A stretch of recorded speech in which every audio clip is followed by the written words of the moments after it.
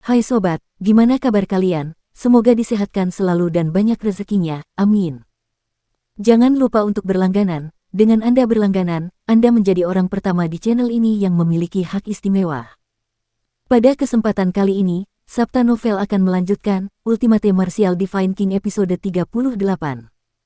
Untuk melihat video selengkapnya, sahabat bisa kunjungi playlist yang telah Mimin sediakan. Yuk mari, kita berimajinasi bersama dan masuk ke alur ceritanya.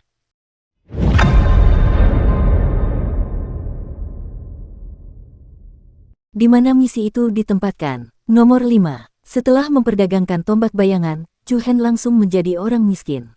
Ibu kota kekaisaran terlalu mahal. Tentu saja, kota hujan api yang kecil tidak dapat dibandingkan dengan ibu kota kekaisaran. Dalam situasi saat ini, Chu Hen tidak dapat menahan diri untuk tidak menerima misi tersebut.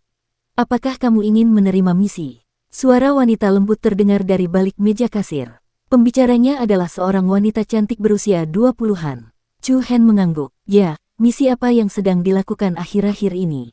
Ini diposting hari ini. Anda dapat melihatnya. Pihak lain mengeluarkan sebuah buku kecil dan meletakkannya di depan Chu Hen. Dengan sedikit rasa ingin tahu, Chu Hen membalik halaman pertama. Kantung empedu ular segar dari ular beruas 9, 20 batu kristal primal tingkat menengah untuk transaksi. Ganoderma hitam kembar, 30 batu kristal primal tingkat menengah untuk transaksi. Anak musang, 80 batu kristal primal tingkat menengah untuk transaksi. Setelah membalik-balik beberapa halaman, Chu Hen akhirnya mengerti. Misi macam apa ini? Itu jelas merupakan daftar perdagangan. Selama dia memperdagangkan barang-barang pada daftar, dia bisa mendapatkan harga relatif. Ini adalah pemahaman yang lebih umum. 15 batu kristal primal bermutu tinggi. Ketika Chu Hen membalik halaman terakhir, dia tidak bisa menahan diri untuk tidak menatap kosong. Dia dengan hati-hati melihatnya lagi untuk memastikan dia tidak salah baca. Teratai kristal darah merah, 15 batu kristal primal bermutu tinggi untuk transaksi. Tumbuh di kediaman jenderal, Chu Hen pernah mendengar kata-kata teratai kristal darah merah. Ini adalah bunga aneh yang tumbuh di hutan yang gelap dan lembab. Teratai kristal darah merah menyerap nutrisi dari bangkai hewan liar untuk tumbuh. Saat mekar, bunga ini akan terlihat seperti bunga teratai, warnanya seperti darah, mempesona dan mempesona. Teratai kristal darah merah memiliki berbagai macam efek. Teratai ini dapat menyembuhkan ratusan racun, menyembuhkan penyakit lama, menyembuhkan luka baru, memperkuat tubuh, meningkatkan kultivasi. Teratai kristal darah merah memang bernilai 15 batu kristal primal bermutu tinggi. 15 kristal primordial tingkat atas. Chu Hen berpikir dalam hati. Jika dia bisa menemukan teratai kristal mawar darah, maka dia bisa mengambil tombak sisik terbalik ular piton emas kesayangannya. Selain itu, kristal primordial yang tersisa bisa digunakan untuk jangka waktu yang lebih lama. Namun, untuk mendapatkan harta karun seperti teratai kristal darah merah, kemampuan saja tidak cukup. Diperlukan juga keberuntungan yang besar. Di mana saya bisa menemukan teratai kristal mawar darah? Bisakah kau memberitahuku? Chu Hen bertanya dengan santai. Wanita cantik yang bertugas menerima tamu itu tersenyum dan berkata, saya tidak yakin di mana bisa menemukan ini. Namun, saya mendengar bahwa teratai kristal mawar darah muncul di pegunungan tanpa tulang sebelumnya. Pegunungan tanpa tulang. Di pegunungan berbahaya 200 mil di utara ibu kota kekaisaran. Ada banyak sekali binatang iblis besar maupun kecil, serangga berbisa, ular, semut, bunga dan tanaman eksotis. Ekspedisi sering kali pergi ke sana untuk memburu binatang iblis dan mendapatkan inti binatang iblis tersebut. Ada pula siswa dari berbagai perguruan bela diri tingkat tinggi yang kerap kali datang ke sana untuk berlatih, bertarung melawan binatang iblis, dan memperoleh pengalaman bertempur. Tentu saja, hanya sedikit orang yang berani masuk jauh ke dalam pegunungan. Sebagian besar dari mereka tinggal di daerah pinggiran. Selain misi-misi di atas, kami juga menerima inti binatang iblis. Kalian dapat memburu beberapa binatang iblis kecil dan menjual inti binatang mereka kepada kami. Wanita di seberangnya berkata, Dukung terus channel YouTube Sabta Novel. Chu Hen tersenyum dan berkata, apakah saya perlu mendaftar untuk menerima misi? Tidak perlu. Selama Anda membawa barangnya, Anda dapat melakukan transaksi. Namun, ada batas waktu untuk pengumuman misi.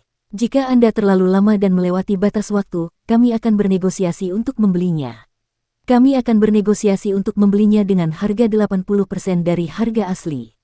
Mengerti? Chu Hen mengangguk dan segera mengingat sebagian besar rincian misi. Kemudian, dia berbalik dan pergi. Ia tidak menyangka akan dipaksa hidup secepat itu. Sudut mulut Chu Hen melengkung membentuk senyum tak berdaya. Namun, ini tidak berarti tidak ada manfaat sama sekali. Ada banyak binatang buas tingkat rendah dan kecil di pinggiran pegunungan tanpa tulang. Dia dapat menggunakan kesempatan ini untuk meningkatkan kemampuan bertarungnya. Karena dia hampir selesai, Chu Hen bersiap untuk pergi. Pada saat ini, sebuah hiasan di meja di wilayah kedua menarik perhatian Chu Hen.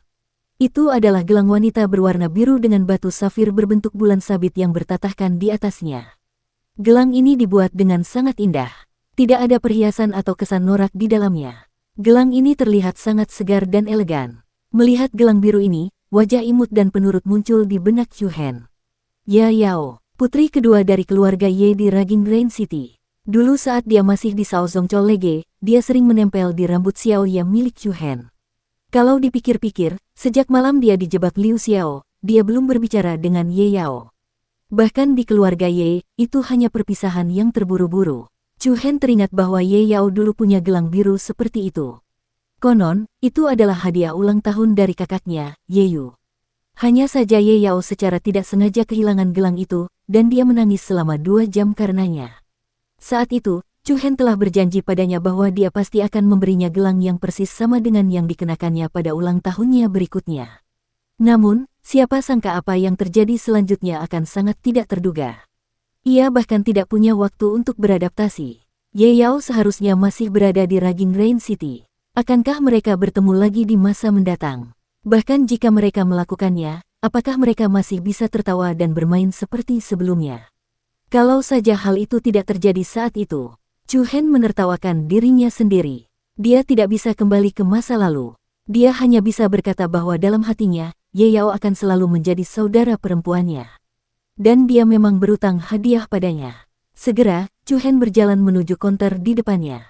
Kemudian, dia mengulurkan tangan untuk mengambil gelang biru itu. Dia ingin membelinya dan memberikannya kepada Ye Yao saat dia punya kesempatan nanti. Namun, pada saat yang sama, sebuah tangan halus yang seputih salju terulur dari sisi yang lain. Tanpa disadari, telapak tangan Chu Hen dan tangan indah bagaikan batu giok itu bersentuhan pada saat yang sama.